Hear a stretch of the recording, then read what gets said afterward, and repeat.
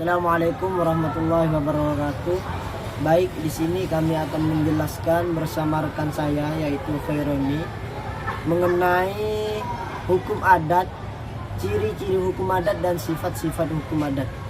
Sebelum kita melanjutkan penjelasan ciri-ciri hukum adat dan sifat-sifat hukum adat, terlebih dahulu kita harus mengetahui apa itu hukum adat. Iya. Dan hukum adat itu adalah, dalam artian itu adalah kebiasaan yang dilakukan oleh orang atau nenek moyang kita yang dahulu kala, sehingga sampai saat ini bisa dikatakan dengan hukum adat karena kebiasaan-kebiasaan yang dilakukan oleh masyarakat setempat. Hukum adat di sini banyak sekali hukum adat, ada juga hukum adat Melayu, Dayak, Bugis, Sambas, Madura dan lain sebagainya.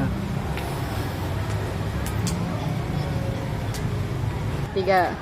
Jadi hukum adat itu bisa kita ambil kesimpulan dalam artian kebiasaan seseorang yang mana kebiasaan itu dilakukan setiap orang dan dijadikan bahan untuk kedepannya, seperti itu.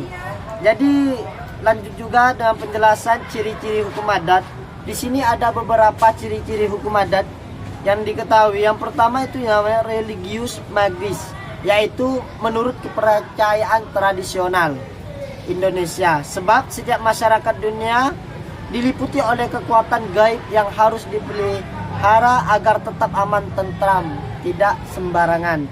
Dan yang kedua itu di sini komunal atau yang biasa disebut dengan kemasyarakatan. Artinya bahwa kehidupan manusia selalu dilihat dari wujud kelompok sebagai satu kesatuan yang utuh.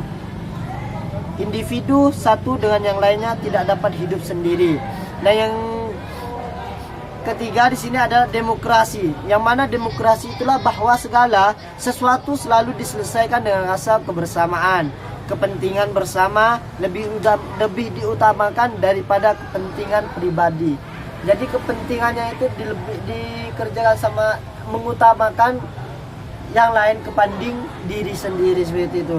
Yang terakhir itu kontan dan konkret, yang mana kontan dan konkret ini bercorak. Kontan yaitu pemindahan atau perpilihan hak dan kewajiban harus dilakukan pada saat yang bersama, seperti peristiwa penyerahan dan penerimaan harus dilakukan secara serentak, seperti itu. Mungkin hanya ini yang dapat kami sampaikan dari penjelasan hukum adat, ciri-ciri dan sifat-sifat hukum adat. Mungkin penjelasan selanjutnya akan dilanjutkan oleh kawan saudara saya Khaironi. Kepada saudara saya Khaironi kami persilahkan.